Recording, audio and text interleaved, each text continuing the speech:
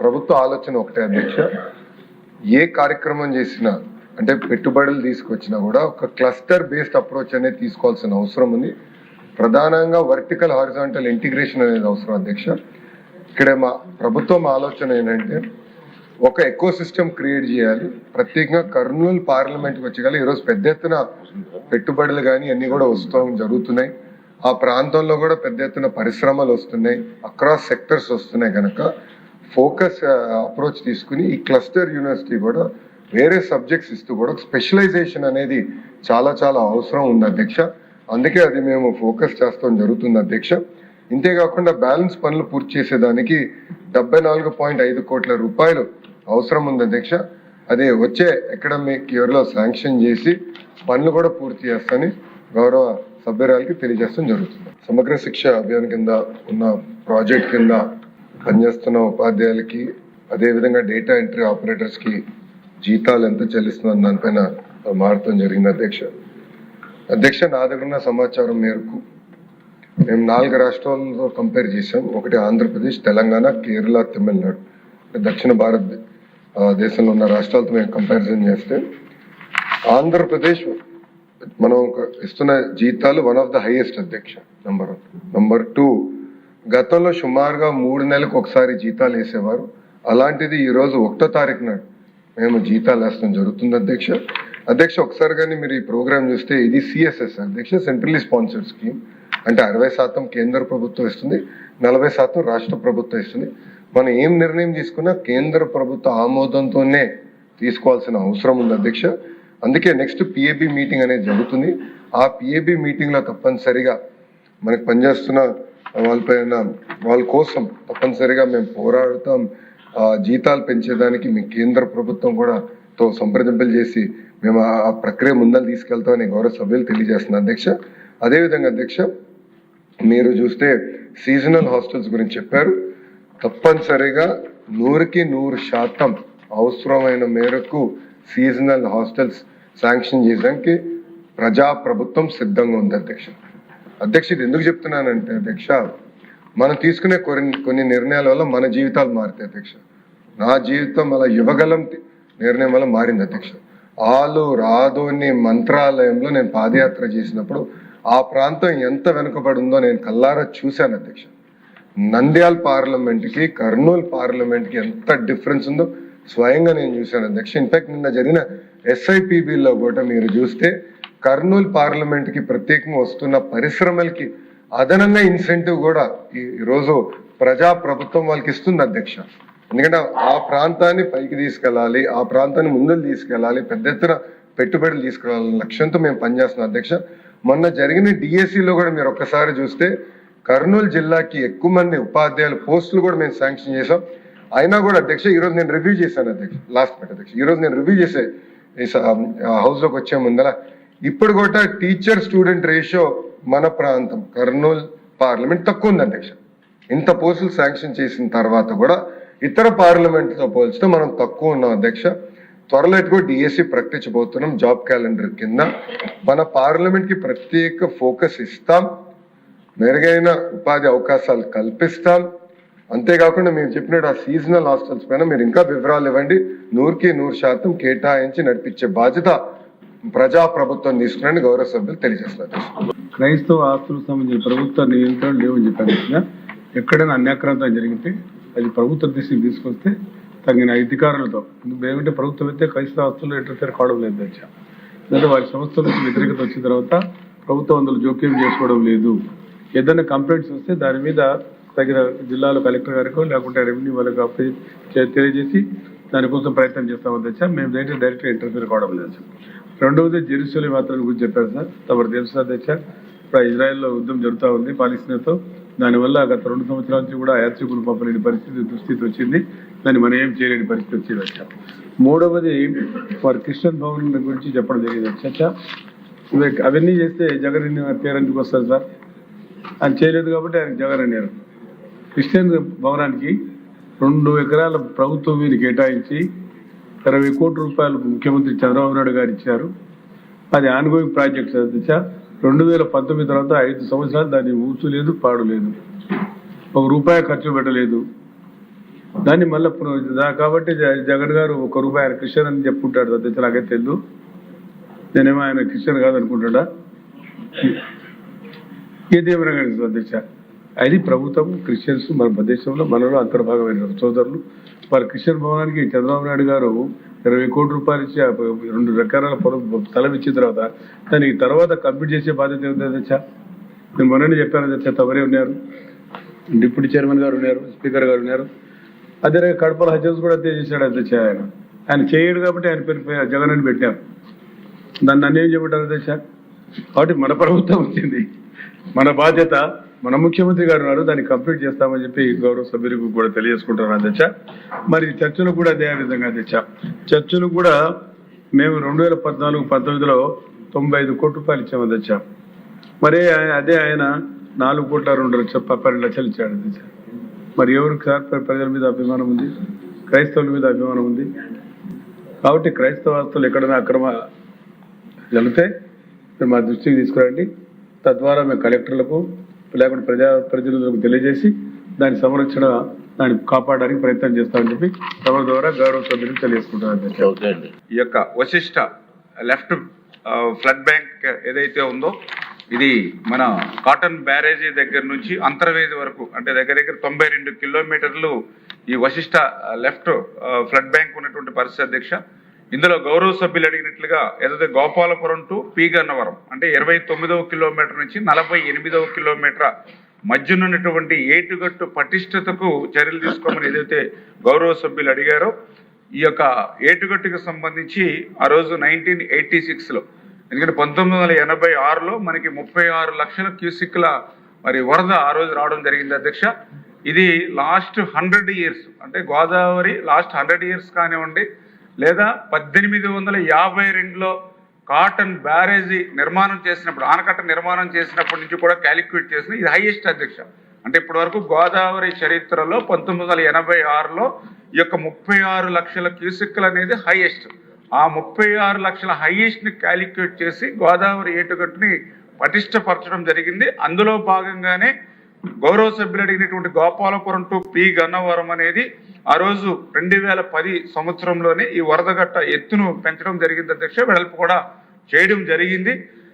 ఏదైతే ఇప్పుడు గౌరవ సభ్యులు దానికి అదనంగా, అంటే ఏటుగట్టుగా అయితే మొన్న కూడా 2022లో మనకు 23 లక్షల క్యూసెక్లు వచ్చింది, అప్పుడు కూడా 5-6 ఫీట్ ఆ ఏరియాలో ఇంకా గ్యాప్ కూడా ఉంది అనేటువంటి పరిస్థితి కూడా ఇరిగేషన్ అధికారులు చెప్పడం జరిగింది అధ్యక్ష.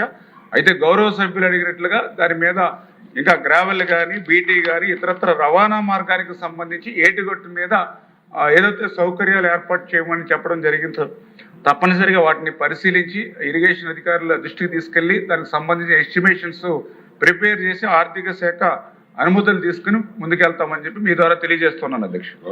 సైబర్ నేరాలు అరికట్టడానికి ప్రభుత్వం సైబర్ నేరాలు అరికట్టడంలో మౌలిక సదుపాయాలు బలోపేతం చేయడం, ప్రతి జిల్లాలో సైబర్ క్రైమ్ పోలీస్ స్టేషన్ ఏర్పాటుతో పాటు సైబర్ నేరాల నివారణ, దర్యాప్తు, ప్రాసిక్యూషన్ మరియు అంతర్గత ఏజెన్సీ సమన్వయాన్ని నిర్వహించడానికి ప్రత్యేక రాష్ట్ర స్థాయి సైబర్ వర్టికల్ వింగ్ ను ప్రతిపాదించడమైంది అధ్యక్ష. అదేవిధంగా పౌరులకు ఆర్థిక పరమైన మోసపూరిత నిర్వహణ, సైబర్ నేర బాధితులు 24/7 అందుబాటులో ఉన్న 1930 హెల్ప్ లైన్ మరియు నేషనల్ సైబర్ క్రైమ్ రిపోర్టింగ్ పోర్టల్ను ఉపయోగించి తమ ఫిర్యాదులు నమోదు చేసుకోవచ్చు. దీని ఫలితంగా ఫిర్యాదులను చేయటం మరియు బ్యాంకులో మోసపూరిత మొత్తాలను వెంటనే నిలిపివేయడం జరుగుతుంది అధ్యక్ష. అదేవిధంగా పోలీస్ సిబ్బంది ఐఐటి చెన్నై మరియు ఐఐటి కొట్టాయంలో సైబర్ కమాండో శిక్షణ పొందడం జరిగింది. కెపాసిటీ బిల్డింగ్ కూడా చేసుకుంటున్నాం డిపార్ట్మెంట్ తరఫున. పోలీస్ దళాల ఆధునికీకరణ నిధుల క్రింద 2 కోట్ల విలువైన అధునాతన సైబర్ ఫోరెన్సిక్ సాధనాలను కూడా సేకరించడం జరిగింది. ప్రత్యేకంగా ప్రజల అవగాహన గురించి ప్రత్యేకమైన దృష్టి పెట్టి ప్రజా అవగాహన కార్యక్రమాలు కూడా ఏర్పాటు చేయడం జరుగుతుంది. ఉగ్రవాదులు కానీ, తీవ్రవాదులు కానీ కంటికి కనిపిస్తారు కానీ సైబర్ నేరగాలు కంటికి కనిపించిన శత్రువుల ఈరోజు చాప కింద నీరులాగా మాక్సిమం అంతా పాకే పరిస్థితి కూడా వచ్చింది అధ్యక్ష. ఇందులో అధ్యక్ష మనం భయపడాల్సింది, కొంచెం బాధపడాల్సింది ఏంటంటే ఈ సైబర్ నేరాల్లోని విక్టిమ్స్ అందరూ కూడా బాగా చదువుకున్న వాళ్ళు, వెల్ ఎడ్యుకేటెడ్, ఐఏఎస్లు, ఐపీఎస్లు, రిటైర్డ్ ఆఫీసర్స్, ఇలాంటి వాళ్ళందరూ కూడా ఇందులో విక్టిమ్స్ గా ఉండటం అన్నది కూడా నిజంగా చాలా బాధాకరమైన పరిస్థితి అధ్యక్ష. ఎందుకంటే సైబర్ నేరాలకు మేము లిస్టు చూసుకొని ఒకసారి క్రానలాజికల్ గా అంతా మేము చెక్ చేసుకుంటే అందులో మోస్ట్ ఆఫ్ బాగా వెల్ ఎడ్యుకేటెడ్ ఇందులో ఉంటున్నారు. నెక్స్ట్ ఆఫ్ ఇందాక మేడం గారు చెప్పినట్టుగా విలేజెస్ లో కూడా అధ్యక్ష చాలా మంది ఏంటంటే 10th క్లాస్ చదువుకొని ఇంటర్మీడియట్ చదువుకొని ఉద్యోగ అవకాశాలు లేక ఉండేటప్పుడు వాళ్ళకి ఒక రకమైన ఎరవేస్తారు అధ్యక్ష. మీకు 10th క్లాస్కే పలానా విదేశాల్లో ఉద్యోగాలు ఇస్తామని, ఇలాంటి ఉద్యోగాలు ఇస్తామని చెప్పి కొంతమందిని మయన్మార్, థాయిలాండ్ అలాంటి చోట్లకి తీసుకెళ్తున్నామని తీసుకెళ్లి ఈ థాయిలాండ్కి మయన్మార్కి మధ్యలో ఒక కేకే పార్క్ అని చెప్పేసి ఎస్టాబ్లిష్ అయింది అధ్యక్ష. అక్కడికి తీసుకెళ్లి వీళ్ళకి ఉద్యోగాలు ఇస్తున్నామని చెప్పి సైబర్ క్రిమినల్స్ గా మార్చే పరిస్థితి కూడా కనిపిస్తా ఉంది. రీసెంట్ గా మన ఆంధ్రప్రదేశ్ నుంచి దగ్గర 110 మంది వాళ్ళని కూడా మనం రెస్క్యూ చేసి మన కేంద్ర మంత్రి రామ్మోహన్ నాయుడు గారు సారథ్యంలో ఇక్కడ కూడా తీసుకురావడం జరిగింది అధ్యక్ష. ఎస్పెషల్లీ ఇందాక మనం మాట్లాడుకుంటున్న అధ్యక్ష, ఒకసారి ఇక్కడ ఏమవుతుందంటే మెయిన్ సైబర్ క్రైమ్ కి సంబంధించి అవగాహన అయితే చాలా క్లియర్ గా అవసరం అవుతుంది అధ్యక్ష. ఈ అవగాహన కార్యక్రమాలు ఏర్పాటు చేయడానికి ప్రత్యేకంగా సైబర్ పోలీస్ డిపార్ట్మెంట్ వాళ్ళు, ముఖ్యంగా మన కూటమి ప్రభుత్వం వచ్చిన తర్వాత దగ్గర 1596 అవేర్నెస్ ప్రోగ్రామ్స్ క్రియేట్ చేశాం అధ్యక్ష. వీటితో పాటు 1930 ఒక హెల్ప్ లైన్ నెంబర్ 24/7 పనిచేస్తుంది. ఎక్కడైనా ఎటువంటి సైబర్ నేరాలు జరిగాయి అన్న ఇన్ఫర్మేషన్ వచ్చిన వెంటనే 1930 నెంబర్కి కనుక కాల్ చేస్తే ఇమీడియట్ గా వాళ్ళు రెస్పాండ్ అయితే కనుక కొంతమేరకు మనం డ్యామేజ్ ని, కొంతమేరకు మనం ఆ ధనాన్ని కూడా రికవరీ చేసుకునే పరిస్థితి ఉంటుంది. కాకపోతే వీళ్ళు ఒక భయం క్రియేట్ అవుతుంది అధ్యక్ష. డిజిటల్ అరెస్ట్లు అని చెప్పి ఒక పక్క ఓటీపీలని, కేవైసీలని, జాబ్ ఇప్పిస్తామని, ఇంకా రకరకాల ఆఖరికి మహిళల్ని కూడా ఎరవేసి ఈ సైబర్ క్రైమ్స్ లో కూడా ఇన్వాల్వ్ చేసే పరిస్థితులు కూడా కనిపిస్తున్నాయి అధ్యక్ష. అంటే ఇంచుమించుగా అధ్యక్ష మనం చూసుకుంటే ఈ డిజిటల్ అరెస్ట్ అని చెప్పి చాలా పెద్ద వ్యక్తుల్ని కూడా ఒక రూమ్ కే బందీ చేసేసి వాళ్ళ ఆ భయానికి సగానికి సగం చాలా మంది డబ్బులు ఇచ్చే పరిస్థితి వస్తుంది అధ్యక్ష. ఇంకొక పరంగా ఎందుకంటే మీరు అడిగారు, ఇది చెప్పాల్సిన బాధ్యత ఉంది కాబట్టి ఒక నిమిషం ఎక్స్ట్రా అయినా తీసుకుని చెప్పాలని అనుకున్నా అధ్యక్ష. చాలా మంది ఏం చేస్తుంటారంటే బిజినెస్ టిప్స్ ఇస్తామని చెప్పి దానికి కూడా డబ్బులు విపరీతంగా కట్టించుకుని తిరిగి ఇవ్వలేని పరిస్థితులు కూడా ఉన్నాయి అధ్యక్ష. ఇది మీరు అన్నట్టుగా చాలా పెద్ద సబ్జెక్టు. దీని మీద అవగాహన అనేది కంపల్సరీగా ప్రతి ఒక్కరికి కావాలి. దాని మీద గౌరవ ముఖ్యమంత్రి గారు ప్రత్యేకంగా దృష్టి పెట్టి ఈ సమస్యను అతి త్వరితగతిన పరిష్కరించాలనే ఉద్దేశంతోనే ప్రతి జిల్లాలోని కూడా సైబర్ క్రైమ్ పోలీస్ స్టేషన్స్ ఉండాలి, సైబర్ క్రైమ్ ఎస్టాబ్లిష్మెంట్ కూడా పెంచాలనే ఉద్దేశంతో 26 జిల్లాలకి సైబర్ క్రైమ్ పోలీస్ స్టేషన్స్ ఏర్పాటు చేయడానికి ఈ రోజు మనకి ప్రతిపాదన కూడా ఉంది అధ్యక్ష. అది యాజ్ ఎర్లీ యాజ్ పాసిబుల్ ఇవ్వడం జరుగుతుంది అధ్యక్ష. ప్రత్యేకంగా ఈ కెపాసిటీ బిల్డింగ్ అధ్యక్ష, ఇప్పుడు ఎందుకంటే ఇప్పుడు ఉన్న పోలీస్ డిపార్ట్మెంట్ వాళ్ళకి కూడా కెపాసిటీ బిల్డింగ్ అవసరం. ఇప్పుడు ఏదైతే కానిస్టేబుల్ ట్రైనింగ్ పొజిషన్లో ఉన్నాయండి, పోలీస్ ట్రైనింగ్స్లో ఉన్నాయండి, కంపల్సరీగా 1 month కోర్సు ఈ కెపాసిటీ బిల్డింగ్ మీద పెట్టి సైబర్ నేరాలను ఎలా అరికట్టడానికి ఒక అవగాహన కార్యక్రమాలు కూడా ఏర్పాటు చేస్తున్నాం. ఎస్పెషల్లీ ఈ భయం వల్ల, ఆ గ్రీడీ వల్ల, ఈ లోన్ యాప్స్ వల్ల మ్యాక్సిమం కొన్ని పారామీటర్స్ ఉన్నాయి అధ్యక్ష. వాటిల్లోనే ఎక్కువగా సైబర్ క్రైమ్ అనేది ఎక్కువగా జరుగుతుంది. కంపల్సరీగా ఈ ఎన్డీఏ ప్రభుత్వం మనకి కంపల్సరీగా ఈ సైబర్ నేరాలు అరికట్టడంలో ఒక పక్కా ప్రణాళికతో ముందుకెళ్తున్నాం అధ్యక్ష. ఇప్పటికి మనం 2025లో అక్టోబర్ నెలని సైబర్ క్రైమ్ అవగాహన మంత్ కింద కూడా మనం ఏర్పాటు చేసి ప్రత్యేకంగా 1 month కూడా కార్యక్రమాలు ఏర్పాటు చేసుకున్నాం అధ్యక్ష. ఇవే కాకుండా అధ్యక్ష ప్రత్యేకంగా ఈ సైబర్ నేరాలని, అదేవిధంగా సోషల్ మీడియాని కొంతమేరకు మనం రిస్ట్రిక్ట్ చేయడానికి ఈ మధ్యన ఒక జీవోఎం కూడా ఏర్పాటు చేసుకోవడం జరిగింది. మన నారా లోకేష్ గారు, మన మంత్రివారి నారా లోకేష్ గారి ఆధ్వర్యంలో మన పార్థసారథి గారు, సత్యకుమార్ యాదవ్ గారు, అదేవిధంగా మనోహర్ గారు, నేను కలిపి ఒక మన మీటింగ్ కూడా ఏర్పాటు చేసుకోవడం జరిగింది అధ్యక్ష. ఆల్రెడీ 2 మీటింగ్లు అయినాయి. ఆ 2 మీటింగ్స్ అయిన తర్వాత కంక్లూషన్కి వచ్చి as early as possible cyber crime నేరాల మీద అరికట్టడంలో గవర్నమెంట్ ఎప్పుడు చిత్తశుద్ధితో ఉంది. ప్రజలందరూ కూడా అవగాహన కల్పించుకోవాలి. ముఖ్యంగా ప్రజాప్రతినిధులు కూడా ప్రజలకు అవగాహన కల్పించడంలో సహాయ సహకారాలు అందించాలని మనస్ఫూర్తిగా కోరుకుంటున్నాను అధ్యక్ష. సార్, ఈ ప్రభుత్వం అధికారంలోకి వచ్చిన తర్వాత ఇప్పుడు దాకా 3 డిస్కమ్స్ లో కలిపి 1,02,538 మందికి వ్యవసాయ కనెక్షన్లు ఇచ్చాం సార్. ఇందాక పెద్దలు రామకృష్ణ గారు అడిగినట్టు ఇంకా 46,000 కనెక్షన్స్ పెండింగ్ లో ఉన్నాయి. ఇవన్నిట్లో కూడా వ్యవసాయ సీజన్ ఉంది కాబట్టి కొద్దిగా స్లో అయింది. వ్యవసాయ సీజన్ అయిపోయిన తర్వాత ఇమీడియట్ కూడా వాటిని టేకప్ చేసి ఈ 46,000 కనెక్షన్స్ మళ్ళీ వ్యవసాయ సీజన్ స్టార్ట్ అయ్యే లోపల రైతులకు అందిస్తామని చెప్పి మీ ద్వారా సభ్యులకు తెలియజేస్తా ఉన్నాం సార్. అదే కాకుండా ప్రభుత్వం వ్యవసాయానికే కాకుండా యాక్వా సంబంధించి రిజిస్ట్రేషన్ అయిన వాళ్ళందరికీ కూడా ₹1.5 విద్యుత్ ఇవ్వాలనేది ఈ ప్రభుత్వం నిర్ణయించింది. అదేవిధంగా కాకుండా ఈ సంవత్సరం ఏప్రిల్ నుంచి వీవర్స్కి 200, 500 యూనిట్లు ఉచితంగా ఇవ్వాలి, అట్లానే సెలూన్స్కి కూడా ఇవ్వాలనే దాన్ని కూడా ఈ ప్రభుత్వం నిర్ణయించింది. ఇవన్నిటిని కూడా ఏప్రిల్ మాసం నుంచి అందరికి కూడా అందుబాటులోకి వచ్చే విధంగా తీసుకొస్తాము. అదే కాకుండా ఇందాక పిఎం సూర్య గారి గురించి ఫెడరల్ లెవెల్లో ఏదైనా విద్యుత్ ప్లాంట్లు పెట్టే అవకాశం ఏదన్నా ఉందా అని చెప్పి మంత్రి మన రామకృష్ణ గారు అడిగారు సార్. సభ్యులు లాసులు తగ్గించడానికి డే టైము పవరు 9 గంటలు రైతులకు అందించడం కోసం ఈ కార్యక్రమం చేపడుతున్నాం సార్. ఇప్పటిదాకా దాదాపు దీనివల్ల 3.09 యూనిట్కి మనం తీసుకుంటున్నాం సార్. ఇప్పుడు యూనిట్కి 7 రూపాయలు పడుతుంది. మనం 3 రూపాయలకే సోలార్ దగ్గర కింద ఎక్కడైతే సబ్స్టేషన్స్ లెవెల్లో 11 kV లైన్స్ ఉన్నాయో అక్కడే సోలార్ ప్లాంట్లు పెట్టడం వల్ల దాదాపు 25 సంవత్సరాల పాటు ఒకే విధంగా ఈ టారిఫ్ ఉంటుంది. కానీ మనం రెగ్యులర్ పవర్ వచ్చేసరికి 4% చొప్పున పెరిగే అవకాశం ఉంది సార్. తద్వారా చాలా ఆదాయం అవుతుంది. ఇప్పుడు డిస్కౌంట్స్ వారిగా యాన్యువల్గా 220 మెగావాట్లు 140 కోట్లు ఆదా అవుతుంది సార్. దీనివల్ల ప్లాంట్లు పెట్టడం వల్ల, సోలార్ ప్లాంట్లు ఫీడర్ లెవెల్లో పెట్టడం వల్ల. అట్లానే 476 కోట్లు మొత్తం మీద మూడు డిస్కౌంట్స్ మీద ఇంత పెద్ద ఎత్తున ఆదా అవుతుంది సార్. మొత్తం డిస్కౌంట్స్ కు ఎస్టిమేషన్ యాన్యువల్ సేవింగ్స్ 663 కోట్ల నుంచి 2288 కోట్లు ఆదాయ ఈ 11 kV 33 kV సబ్స్టేషన్స్ దగ్గర మనం సోలార్ ప్లాంట్లు పెట్టడం వల్ల ఇంత పెద్ద మొత్తమైన ఆదా అవుతుంది సార్. ఇప్పుడు 2026-27కి దాదాపు 3 డిస్కమ్స్ కలిపి 1035 మెగావాట్లు మనం టెండర్లు పిలిచాము.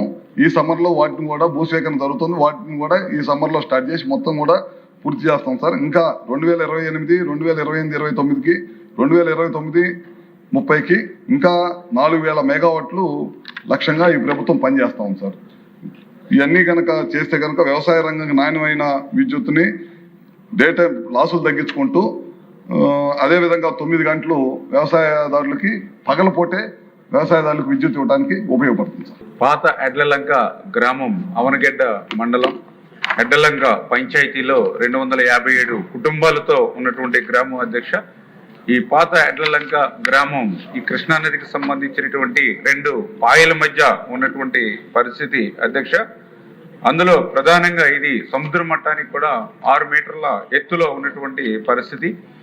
ఏదైతే ఈ యొక్క పాత ఎడ్లలంక గ్రామం సంబంధించి 2019 నుండి కూడా ఈ కోత ఎక్కువగా గురవుతున్నటువంటి పరిస్థితి అధ్యక్ష. ఎందుకంటే ఏదైతే ఈ యొక్క కృష్ణానది ప్రవాహ మార్గం దిశ మార్చుకోవడం ద్వారా డైరెక్ట్ గా ఈ యొక్క పాత ఎడ్లలంక గ్రామానికి సంబంధించినటువంటి ల్యాండ్ మీద ఇది మరి ప్రెజర్ ఇవ్వడంతో అక్కడ కోతకు గురవుతున్నటువంటి మాట వాస్తవం అధ్యక్ష. మొన్న కూడా 2024లో కృష్ణానదికి 11.47 లక్షల క్యూసిక్ల హైయెస్ట్ మొన్న ఏదైతే వరద నీరు వచ్చినటువంటి సందర్భంలో ఈ యొక్క కోత కూడా ఎక్కువ గురైనటువంటి పరిస్థితి. ఈ రోజు చూసినట్లయితే 2-3 లక్షల వరద నీరు వచ్చినా కూడా ఈ పాత ఎడ్లలంక గ్రామం మరి కోతకు గురవుతున్నటువంటి పరిస్థితి. అందులో భాగంగానే గౌరవ సభ్యులు చెప్పినట్లుగా 310 ఎకరాలు అదేవిధంగా 200 మీటర్లు లోనికి చొచ్చుకుని వచ్చినటువంటి పరిస్థితి కృష్ణానది ఈ పాత ఎడ్లలంక గ్రామంలో ఉన్నటువంటి పరిస్థితి అధ్యక్ష. ఈ యొక్క పరిస్థితిని దృష్టిలో పెట్టుకునే గౌరవ సభ్యుల యొక్క రిక్వెస్ట్ ప్రకారమే మొన్న 2025 అక్టోబర్లో ఒక 3-man కమిటీని కూడా ఈ సమస్య పరిష్కారం కోసం ఇవ్వడం జరిగింది అధ్యక్ష. అందులో ఎవరైతే ఎస్సీ, ఆర్డీఓ, పీడీ, హౌసింగ్ ఈ 3-man కమిటీని వేయడం జరిగింది. ఈ 3-man కమిటీ కూడా అక్కడ అధ్యయనం చేసి వాళ్ళు ఒక 3 ఆప్షన్స్ ప్రభుత్వం ముందు కూడా పెట్టడం జరిగింది అధ్యక్ష. అందులో ఫస్ట్ ఆప్షన్ వస్తే ఏదైతే ఈ యొక్క ఎడ్లలంక గ్రామంలో పాత ఎడ్లలంక గ్రామంలో ఎవరైతే ఈ యొక్క 257 కుటుంబాలు ఉన్నాయో వీటిని మరింత సురక్షితమైనటువంటి ప్రాంతానికి తరలించడం ఒక మార్గం అని చెప్పి ఒక ఫస్ట్ ఆప్షన్ గా ఇవ్వడం జరిగింది. అయితే అక్కడ ఉన్నటువంటి సామాజికమైనటువంటి పరిస్థితులు అక్కడ ఉన్నటువంటి మత్స్యకారుల దృష్ట్యా ఈ యొక్క ప్రతిపాదనను వాళ్ళు తిరస్కరించి ఆ గ్రామం వదిలి వెళ్ళడానికి ఇష్టం లేనటువంటి స్థితిలో సెకండ్ ఆప్షన్ గా దానికి ఎగువన ఉన్నటువంటి ఎడ్లలంక, దానికి కొంచెం హైట్లో ఉన్నటువంటి ఎడ్లలంకలో ఏదైతే అప్రూవల్ లేఅవుట్ లో వాళ్ళకి ఇళ్ల స్థలాలు ఇచ్చినట్లయితే కొంతమేర మరి వాళ్ళని సేవ్ చేయడానికి అవకాశం ఉంటుందనేది ఒక సెకండ్ ఆప్షన్. ఈ 2 కాని పక్షంలో మూడవది ఏదైతే సాంకేతికంగా దాని రక్షణ అంటే ఏదైతే బాథమెటిక్ సర్వే, టోపోగ్రాఫిక్ సర్వే, అదేవిధంగా సాయిల్ టెస్టింగ్ సర్వే చేసి అక్కడ గ్యాబింగ్ వాల్ నిర్మాణం చేయడం ద్వారా కొంత ఆ యొక్క రక్షణ తీసుకోవచ్చు ఈ యొక్క పాత ఎడ్లలంక గ్రామానికి అని చెప్పి దానికి 50 కోట్ల రూపాయలతోటి ఎస్టిమేషన్ వేయడం జరిగింది అధ్యక్ష. ఇది సిడిఓ సెంట్రల్ డిజైన్ ఆర్గనైజేషన్ వాళ్ళ దగ్గర పెండింగ్ లో ఉంది. ఇది పరిశీలన ఉంది అధ్యక్ష. తప్పనిసరిగా గౌరవ సభ్యుల యొక్క సూచనల మేరకు భవిష్యత్తులో ఆర్థిక శాఖ యొక్క ఆమోదం ప్రకారం ముందుకెళ్తామని చెప్పి తెలియజేస్తున్నాం అధ్యక్ష. ల్యాండ్ పూలింగ్ సిస్టమ్ మరియు ల్యాండ్ అక్విజిషన్ ద్వారా ల్యాండ్ ని సేకరిస్తున్నాం అధ్యక్ష.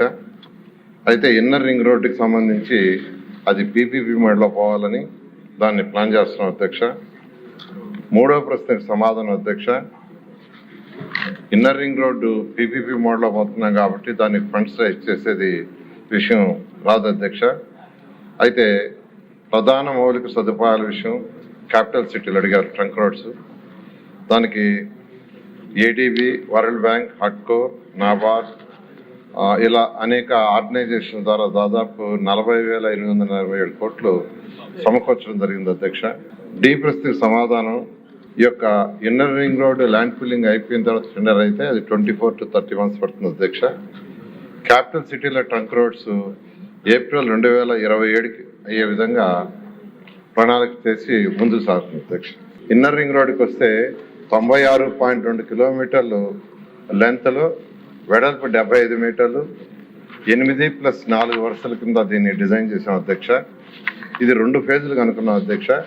ఫస్ట్ ఫేజ్లో కేతన్కొండ నుంచి నున్నా వరకు, రెండవ ఫేజ్లో నున్నా నుంచి కేతన్కొండ వరకు వయా కొండపల్లి రిజర్వ్ ఫారెస్ట్ ద్వారా. దీనికి సంబంధించి ఫస్ట్ ఫేజ్లో అయితే 67.6 కిలోమీటర్లు అధ్యక్ష. అది గుంటూరులో ఒక 14 విలేజ్లు, పల్నాడులో ఒక 3 విలేజ్లు, కృష్ణాలో 6 విలేజ్లు, ఎన్టీఆర్ దాంట్లో మొత్తం 26 విలేజ్లు అధ్యక్ష. దీనికి డిపిఆర్ పూర్తి అయిపోయింది అధ్యక్ష. దీని మీద యాక్చువల్గా ల్యాండ్ పుల్లింగ్ ఆల్రెడీ నోటిఫికేషన్ ఇచ్చి ల్యాండ్ పుల్లింగ్ స్టార్ట్ చేసాం. సభ్యులు అడిగినట్టుగా 6 నెలల్లో ల్యాండ్ పుల్లింగ్ అయ్యేటట్టుగా ఈరోజు కలెక్టర్ గారికి ఇన్స్ట్రక్షన్ ఇచ్చి దాని మీద ముందుకు పోతున్నాం అధ్యక్ష. అయితే ఈ అమౌంట్ విషయంకి వచ్చి యాక్చువల్గా అడిగారు. ఇన్నర్ రింగ్ రోడ్ అయితే పీపీపీ మోడల్లో పోతున్నాం అధ్యక్ష. ట్రంక్ రోడ్డుకి సంబంధించి యాక్చువల్గా మొత్తం 55 వర్క్స్ అధ్యక్ష. అందులో 45 వర్క్స్కి టెండర్లు ఇచ్చి 18,779 కోట్లకి యాక్చువల్గా టెండర్ ఇవ్వటం జరిగింది అధ్యక్ష. ఈ వర్క్స్ అన్ని కంప్లీట్గా టేకప్ చేసాం, అవన్నీ జరుగుతున్నాయి. అమౌంట్ కూడా ఇంతవరకు యాక్చువల్గా ట్రంక్ రోడ్స్ కావచ్చు, లేఅవుట్స్ రోడ్స్ కావచ్చు, బిల్డింగ్ కావచ్చు 6,240 కోట్లు కూడా పే చేయటం జరిగింది అధ్యక్ష. ఇవన్నీ కూడా 2027 మార్చి 27కి యాక్చువల్గా ఈ ట్రంక్ రోడ్స్ పూర్తవుతాయి. సంక్షేమానికి ప్రాధాన్యత ఇచ్చారు. అలాగే అధ్యక్ష, మౌలిక వసతులు, ఆర్థిక అభివృద్ధి, పరిశ్రమల అభివృద్ధికి కేటాయింపులు పెంచి మన విజనరీ ముఖ్యమంత్రి గారి ఆలోచనల మేరకు ఆంధ్రప్రదేశ్ను స్వర్ణాంధ్ర 2047 వైపు నడిపిస్తున్నారు. ముఖ్యంగా అధ్యక్ష, మన కూటమి ప్రభుత్వం మత్స్యకార సంక్షేమం కోసం జరిపిన కేటాయింపులు వారిపై మనకున్న అభిమానాన్ని మళ్లీ చాటుకుంది. మత్స్యకార సేవలో భాగంగా వారి పెన్షన్ 20,000 రూపాయలు పెంచి సుమారు 1,20,000 కుటుంబాలకు లబ్ధి చేస్తున్నాం. అధ్యక్ష, మహిళలకు ఈ కూటమి ప్రభుత్వం ఎప్పుడూ వెన్నుదన్నుగా ఉంటుందని ఈ వార్షిక బడ్జెట్ మరొకసారి ప్రూవ్ చేసింది. మహిళలకు 4,582 కోట్ల కేటాయింపు ద్వారా వారికి ఉచిత ఆరోగ్య సేవలు, ప్రెగ్నెన్సీ ప్రొటెక్షన్, ఉచిత ఆరోగ్య పరీక్షలు అందిస్తున్నారు. సెల్ఫ్ హెల్ప్ గ్రూప్స్ ద్వారా వారికి రుణ సదుపాయాలు కల్పించి వారికి ఉద్యోగ అవకాశాలు కల్పించడం ద్వారా మంచి ఫౌండేషన్ వేశారు. విద్య, స్కిల్ డెవలప్మెంట్లో ప్రత్యేక ట్రైనింగ్ ద్వారా వారి సామర్థ్యాన్ని పెంచగలిగాం. మహిళలకు రక్షణ కోసం శక్తి యాప్, ఉచిత బస్సు, మహిళా పారిశ్రామికవేత్తలు లాంటి వాటికి కేటాయింపులు జరిపి మహిళలు అంటే ఈ ప్రభుత్వానికి ఎంత గౌరవమో తెలుపుకుంది. అధ్యక్ష, దేశ భవిష్యత్తు మన యువత చేతిలోనే ఉంది. ఎవరికీ లేని ఒక స్ట్రెంగ్త్ ఈ ఆంధ్ర రాష్ట్రానికి ఉంది. అదే మన యువ నాయకులు శ్రీ నారా లోకేష్ గారు. యువగళం పాదయాత్రలో వారి ప్లానింగ్, ప్రోగ్రామింగ్ ప్రాసెస్ అన్నీ మాకు అర్థమయ్యాయి. దానిలో భాగంగానే WhatsApp governance, AP wealth fund, deep technology, quantum computing వంటి కొత్త ఆలోచనలకు మొదటి అడుగులు పడ్డాయి. ఈ వార్షిక బడ్జెట్లో యువతకు విద్యా, ఉపాధి అవకాశాల కోసం భారీగా కేటాయింపులు చేశారు. ఇందులో భాగంగానే స్కిల్ డెవలప్మెంట్కు, స్పోర్ట్స్ ఇన్ఫ్రాస్ట్రక్చర్, స్టూడెంట్ స్కాలర్షిప్స్కు భారీగా నిధులు కేటాయించారు.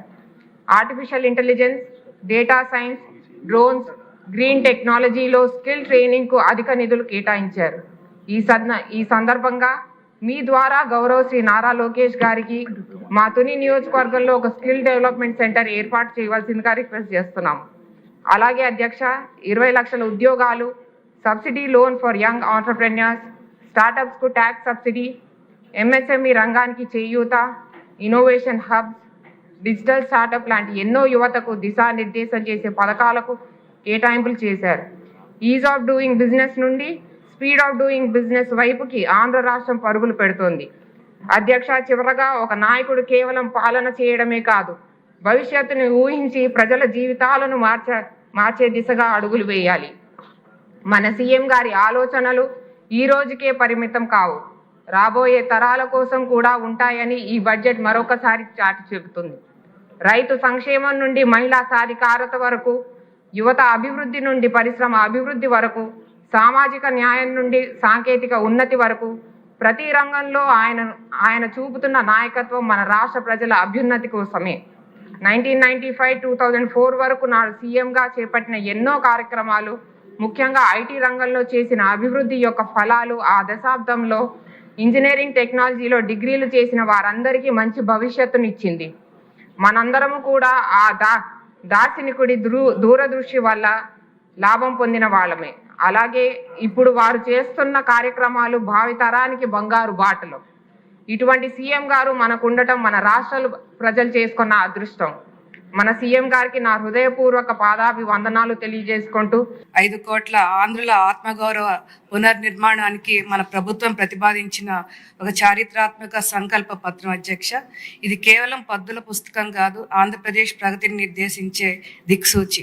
మొదటగా అగాధంలో ఉన్న రాష్ట్రాన్ని ఆకాశం వైపు నడిపిస్తున్న మన దార్శనిక ముఖ్యమంత్రి శ్రీ నారా చంద్రబాబు నాయుడు గారికి, అలాగే నిరంతరం ప్రజల పక్షాన్ని నిలుస్తూ గ్రామీణ ప్రాంతాల్లో పల్లె పండుగలు నిర్వహిస్తూ నిజమైన గ్రామ స్వరాజ్యం ద్వారా పల్లె ప్రజల్లో ఆత్మగౌరవాన్ని పెంపొందిస్తున్న మన ఉప ముఖ్యమంత్రి శ్రీ పవన్ కళ్యాణ్ గారికి, అదేవిధంగా గతాన్ని తవ్వుకుంటూ కూర్చోకుండా వర్తమానాన్ని చక్కదిద్దుకుంటూ భవిష్యత్తుకు బంగారు బాటలు వేసేలా ఒక ప్రగతి ప్రణాళిక వంటి 3,32,205 కోట్ల బడ్జెట్ అందించిన మన ఆర్థిక మంత్రి శ్రీ పయ్యావుల కేశవ్ గారికి నా హృదయపూర్వక ధన్యవాదాలు తెలియజేసుకుంటున్నా అధ్యక్ష.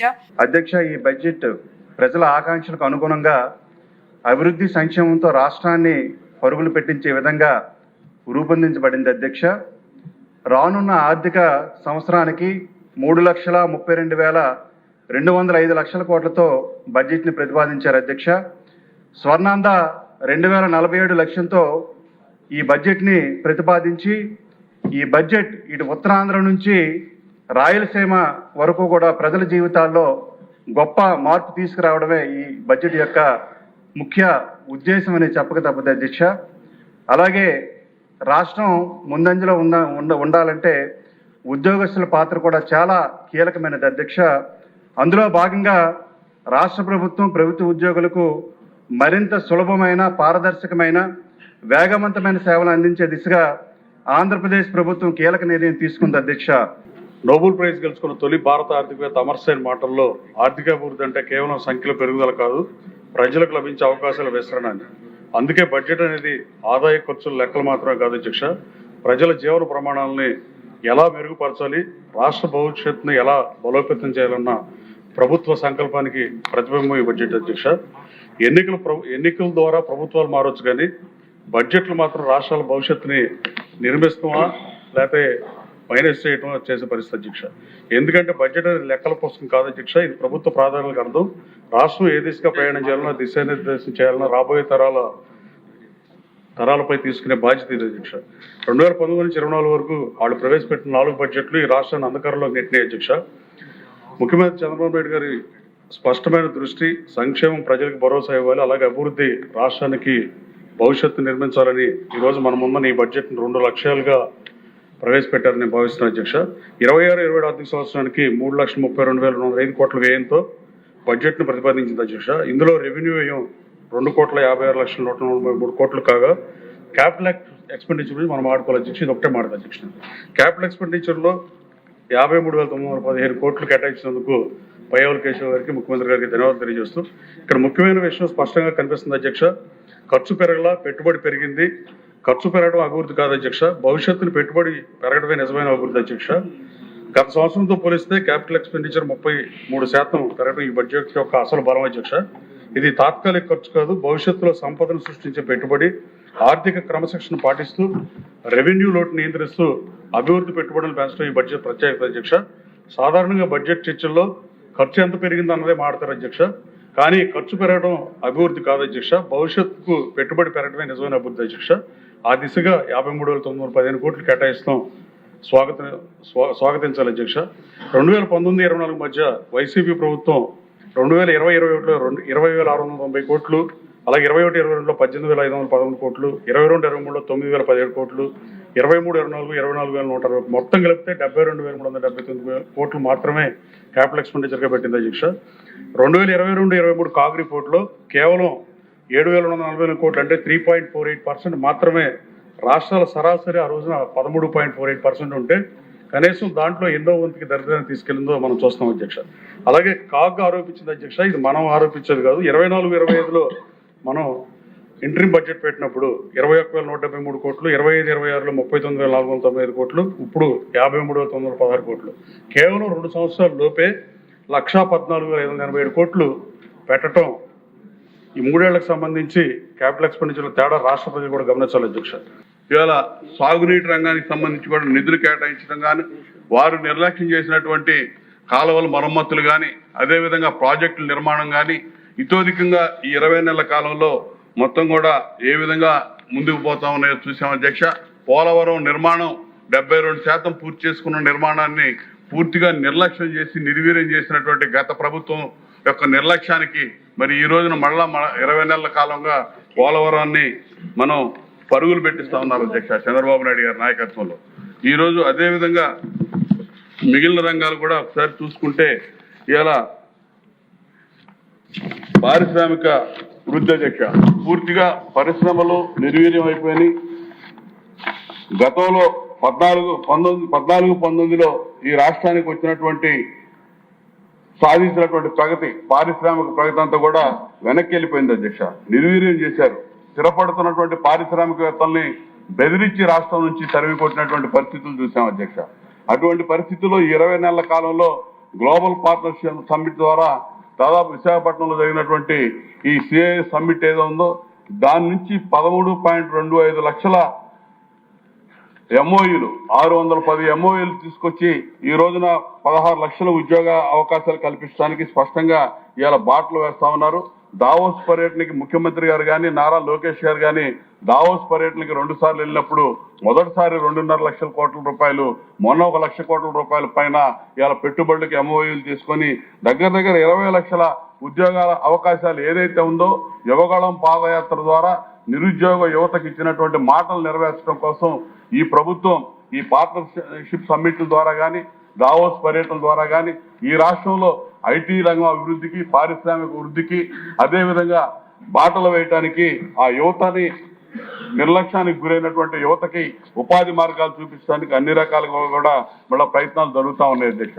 ఈ ప్రవేశపెట్టిన బడ్జెట్ ని గౌరవ ముఖ్యమంత్రి గారి చొరవతో, ఆర్థిక శాఖ మంత్రి గారి చొరవతో, ముందు చూపుతో ప్రవేశపెట్టిన ఈ బడ్జెట్ ని మేము పూర్తిగా భారతీయ జనతా పార్టీ పూర్తిగా స్వాగతిస్తుంది అధ్యక్ష. కేంద్రంలో ప్రధానమంత్రి నరేంద్ర మోడీ గారు వికసిత్ భారత్ 2047 అని చెప్పి ఏ విధంగా బడ్జెట్ను ప్రవేశపెడితే మన ఆంధ్ర రాష్ట్ర రథసారథి అయిన గౌరవ ముఖ్యమంత్రి నారా చంద్రబాబు నాయుడు గారు అధ్యక్ష స్వర్ణాంధ్ర 2047 అనే విజన్ తోటి బడ్జెట్ ప్రవేశపెట్టారు అధ్యక్ష. దీనికి ఈ వికసిత్ భారత్కి పునాదులు వేస్తుందని ఏమాత్రం చెప్పడానికి ఏమాత్రం సందేహం లేదు అధ్యక్ష.